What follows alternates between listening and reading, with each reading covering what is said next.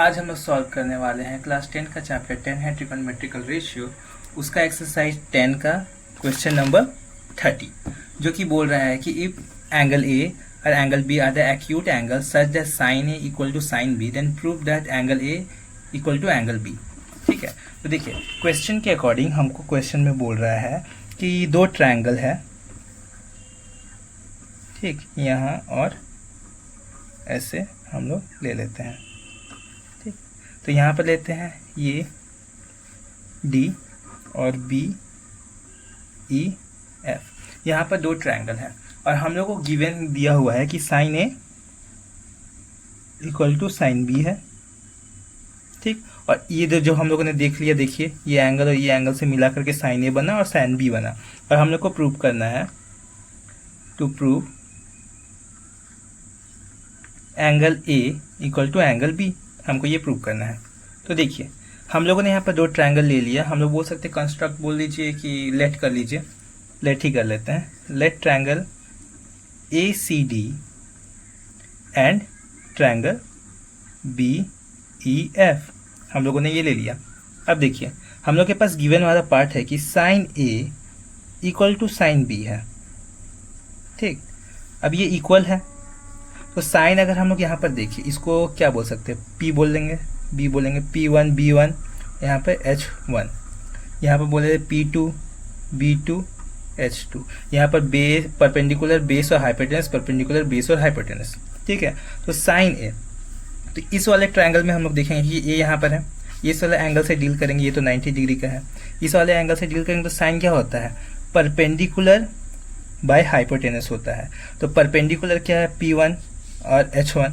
ठीक, और sine B मतलब कि ये वाला ट्रायंगल लेंगे और एंगल बी से डील करेंगे, तो ये भी क्या होता है, परपेंडिकुलर बाय हाइपोटेनस होता है। तो यहाँ पर P2 H2 हम लोग लिख सकते हैं।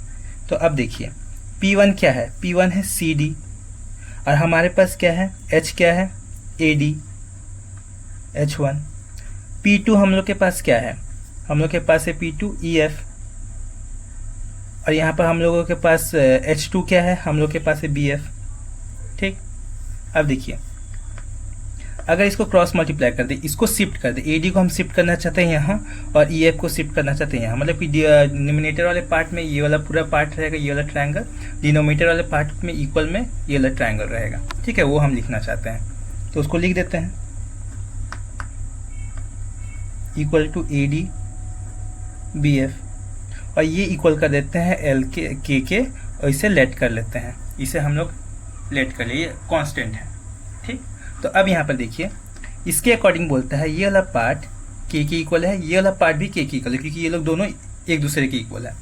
तो CD by EF equal to K and AD by BF equal to K, हम लोग यहाँ पर लिख सकते हैं, दोनों को कंपेयर करें तो अब देखिए CD का अगर वैल्यू हम फाइंड करें इसमें तो K इंटू EF हमको मिल जाएगा, और यहाँ पर AD का वैल्यू अगर हम फाइंड करें K इंटू BF हमको मिल जाएगा। ठीक, तो अब यहाँ पर देखिए क्या करते हैं, हम लोगों ने यहाँ पर परपेंडिकुलर का यूज़ किया, हाइपोटेनस का यूज़ किया, परपेंडिकुलर का यूज़ किया, हाइपोटेनस का यूज़ किया, हम लोगों ने बेस का यूज़ नहीं किया। तो हम लोगों को बेस चाहिए, मतलब इन दोनों ट्रायंगल का बेस का भी रेशियो चाहिए।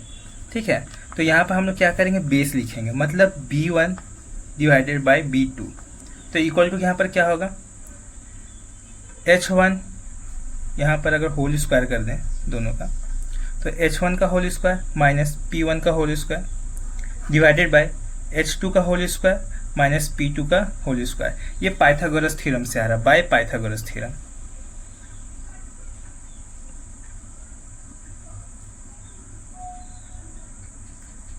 बाय पाइथागोरस थ्योरम से ये आ गया। पाइथागोरस थ्योरम ये होता है हाइपोटेनस का स्क्वायर इक्वल टू परपेंडिकुलर का स्क्वायर प्लस बेस के स्क्वायर का, इसका इक्वल होता है, इसके हिसाब से मैंने ये लिखा। तो अब देखिए B1 है, B1 हम क्या लिख सकते हैं, AC, तो मतलब AC का स्क्वायर, और यहाँ पर B2 क्या है, B2 है BE का स्क्वायर इक्वल टू, अब यहाँ पर देखिए H1 यहाँ पर क्या है, AD का स्क्वायर माइनस P1 यहाँ पर क्या है, CD का स्क्वायर। अब यहाँ पर देखिए हमारे पास क्या है, H2 क्या है, BF का स्क्वायर माइनस हम लोग यहाँ पे क्या बोल सकते हैं, ई एफ का स्क्वायर जो कि है P2। ठीक, अब देखिए हम लोग को जस्ट AC बाई BE चाहिए, ना कि उसका होल स्क्वायर। तो रूट के अंदर चला जाएगा दोनों, AD का स्क्वायर माइनस CD का स्क्वायर, BF का स्क्वायर माइनस EF का स्क्वायर।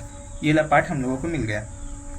तो अब यहाँ पर देखिए, यहाँ AD का अभी हम लोगों ने वैल्यू फाइंड किया, जो कि ये देखिए यहाँ पर है AD equal to K into BF sorry, ठीक है। और CD का वैल्यू यहाँ पर है K इंटू EF, तो उसका हम लोग यूज़ कर लेंगे यहाँ पर, ठीक है। तो यहाँ देखिए रूट के अंदर में बोलेंगे K इंटू BF और इसका सारे का होल स्क्वायर माइनस CD है यहाँ पर K इंटू EF और इसका सारे का होल स्क्वायर, और नीचे वाला पार्ट ऐसा ही रहेगा। ठीक, अब देखिए यहाँ पर क्या है, K अगर कॉमन ले ले तो K बाहर आ जाएगा, उसका स्क्वायरिंग भी बाहर आ जाएगा। तो BF का होल स्क्वायर माइनस EF का होल स्क्वायर बचेगा, और इसे हम लोग बाहर ले लिए। ठीक, और नीचे वाला पार्ट तो वैसा का वैसा ही रहेगा, BF का होल स्क्वायर माइनस EF का होल स्क्वायर। अब यहाँ पर देखिए K बाहर आ जाएगा रूट के अंदर से, मतलब कि रूट से बाहर आ जाएगा तो जस्ट K बचेगा। ठीक, और बाकी का पोर्शन जो है अंदर में ही रह जाएगा, और नीचे वाला पार्ट तो वैसा का वैसा ही रहेगा। ठीक, तो ये दोनों देखिए सेम है, तो ये कैंसिल आउट हो जाएगा, तो जस्ट बचेगा K। तो यहाँ पर हम बोल सकते हैं next page equal to K, हम लोग को ये मिल गया। ठीक है, ये पार्ट हम लोग को दोनों को मिला।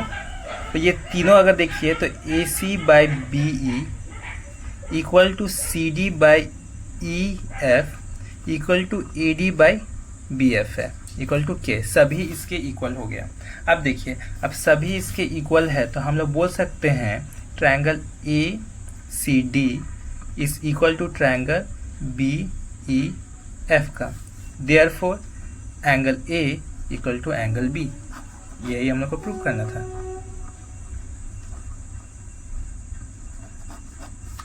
आप लोगों को कोई भी प्रॉब्लम हो तो हमको क्वेश्चन मतलब कमेंट कर सकते हैं। Thank you for watching.